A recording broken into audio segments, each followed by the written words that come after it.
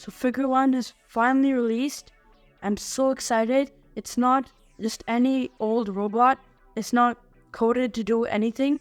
It's on a neural network, which means it's making decisions on its own, which is so crazy and mind-blowing. Hey guys, welcome back to another video of YouTube Pro. As you already know from my intro, I am making a video on Figure 1, OpenAI's and Figure's amazing new robot. As I told you, it's called a neural network since it's based on an AI. It's not coded to do repetitive things. So it can just do its own things, whatever it thinks is right. It can do that. For example, giving this apple to a person or putting this trash into this basket. And that's just crazy and mind-blowing, thinking that it's doing that while thinking, should I do this or should I do that? So that's just mind-blowing for me, that it's actually making decisions, not doing whatever us humans told it to do. So I'm really excited for this video. Let's dive deep into the world of AI and how this robot is actually made. Let's get started and learn how this AI is working. First, let's talk about what Figure 1 by OpenAI and Figure actually is. So here's their website. I will put the link in the description. It's figure.ai right up there. You can go check it out if you want, but here are the specs. It's 5'6" feet tall, which is, I guess, around average human height. It can carry around 20 kilograms its payload, and then it's 60 kilograms its total weight, not its payload, the Figure 1's actual weight. So it's actually around human standards, around the human weight and the human height.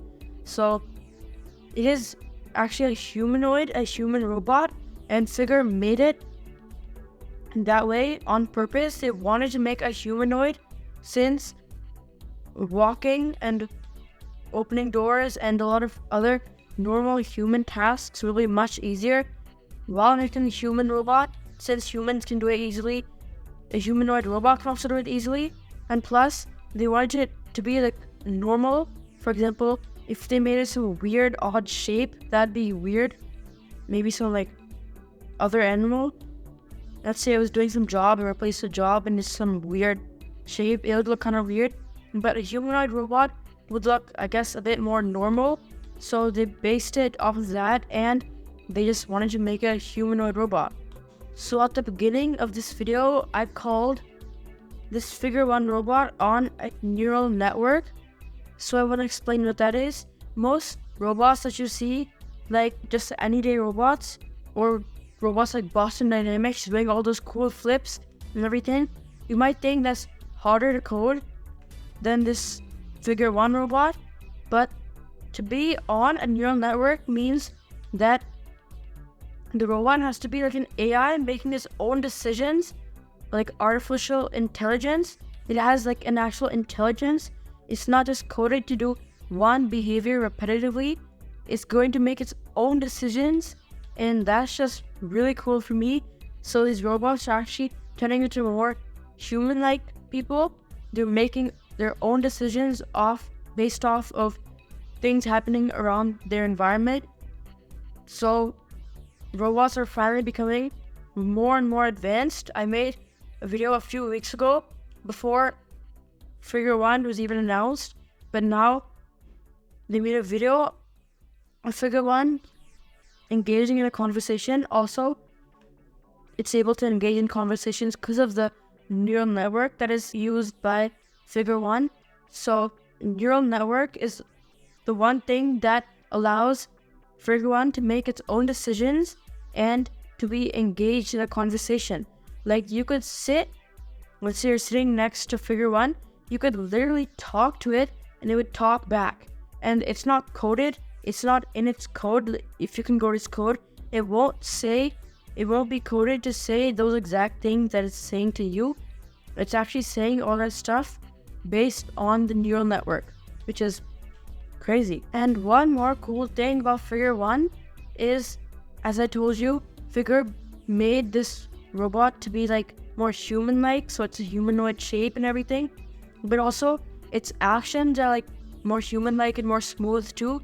For example, you probably know a robot as being all clunky and turning weird and everything. But if you watch this figure 1 robot, it is much more smooth and everything. So as I'm showing you this apple right now, it's picking up the apple. It's also exchanging hands. It's not gonna go like this, drop it just with one hand. It's exchanging hands, and it's not like waiting for the human hand to come. It's not sensing it and finally dropping it after a few seconds. It knows it's right there and it drops it almost instantaneously. So it is much more human-like, and it also behaves human-like. It's not clunky or like a robot and slow like a robot. It's much faster and much more like an actual human. And just to explain it in a simpler way, neural network is not some very complicated thing. As I showed you, AI is advancing a lot. Neural network is basically just an AI, and it's using that AI to engage in conversations. It's making a decision what to pick up, where to put it, what to say in a conversation. It's just using AI as a neural network. As you know, in our head there's neurons. That's why it's called a neural network, because it's using neurons, not really real neurons that are located in our brain, but it's like using a decision, making a decision like our neurons in our brain make a decision. So it's called a neural network since it makes its own decisions, but it doesn't really have neurons in its head, and you can just call it AI in a simpler way. So neural network equals AI. So figure 1 is just doing all this stuff, making conversations, engaging in them, doing different tasks just based off AI. So now you know the basics of figure 1. Now let's talk about its role in society. So like I talked to you in my other video a few weeks back, how these robots might take over humans' jobs, that was actually not likely back then, since it wasn't really making its own decisions. It was just coded to do whatever it could do. Let's say like factory robots. Factory robots are just coded to, let's say, pick up, like let's say it's making a car, to pick up a car and put it on a conveyor belt. They're coded to do that stuff.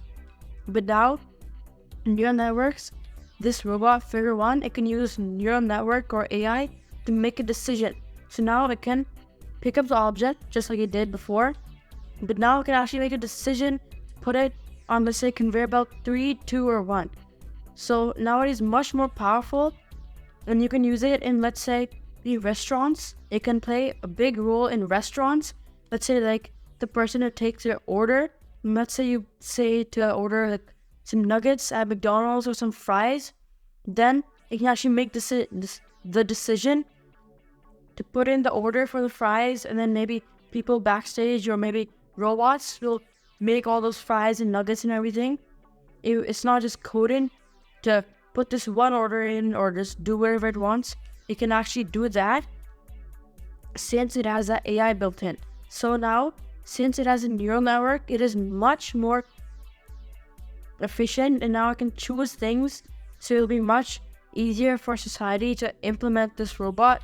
For example, in these low labor jobs, like working in restaurants and just flipping burgers all day. Like I said earlier, the figure 1 can engage in conversations, so it makes the jobs in restaurants and other places like store cashiers much more easier, since it can make it more friendlier, like engage in conversations with the customer, which makes it much more like friendlier and more helpful to actually talk to the robot than just give it items, whichever items you want to check out.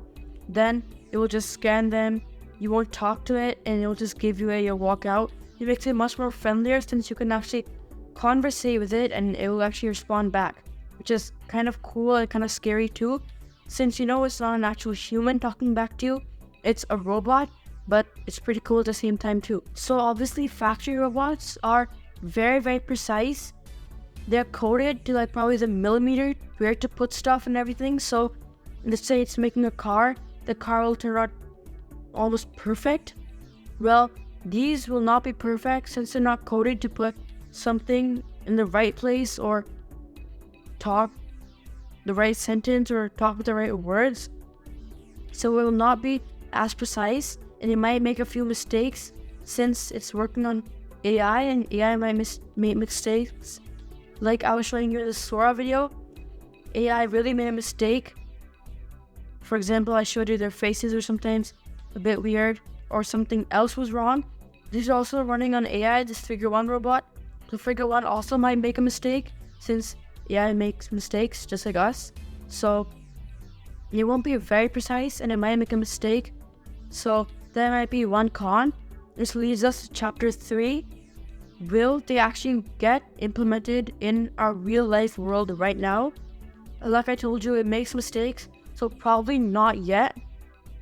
We will probably have to wait at least maybe 1 year, maybe less, since AI and robots are progressing so fast. So we won't have to wait too long, since maybe labor jobs will be gone. But this is just a prototype edition.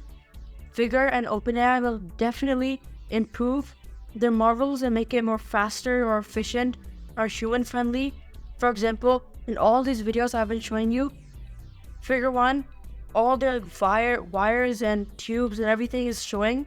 Maybe they'll make it more human friendly and add like fabric over it, or maybe clothes to make it look like an actual human. So this is just a prototype edition. It will definitely improve more, and we might actually see it in different places in the next few years. And this leads us to the end. I hope I taught you about Figure 1. I found it really interesting, so I decided to make a video about it. And I did some research about it, and it is really cool. It is one of the first robots to have AI and this really nice technology built into it. Let's say if a robot doesn't have AI, then it doesn't have the neural network. But if it does have AI, the robot might be a bit clunky and everything. But this humanoid robot has impressed me a lot, since it has AI and all its movements are smooth and everything too. So I hope I taught you about this Figure 1 robot. That's it for today's video. I hope I see you next one. Bye. YouTube Pro out.